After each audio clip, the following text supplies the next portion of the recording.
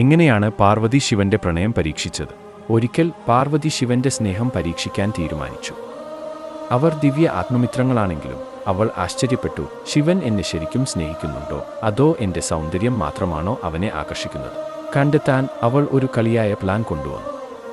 അതിശയകരമായ ഒരു ആദിവാസി സ്ത്രീയായി സ്വയം രൂപാന്തരപ്പെട്ടു. അവൾ ശിവൻ ധ്യാനിക്കുന്ന കൈലാസ പർവ്വതത്തിന് സമീപം പ്രത്യക്ഷപ്പെട്ടു.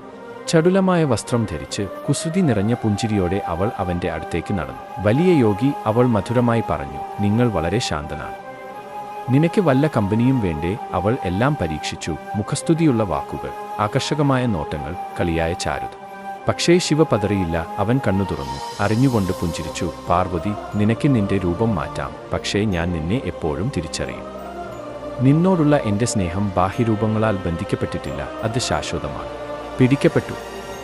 തൻ്റെ യഥാർത്ഥ രൂപം വെളിപ്പെടുത്തി പാർവതി ചിരിച്ചു. ശിവനും ചിരിച്ചു. തങ്ങളെ കൂട്ടിയിണക്കിയ അചഞ്ചലമായ പ്രണയത്തെക്കുറിച്ച് ഇരുവരും ഓർമ്മിപ്പിച്ചു.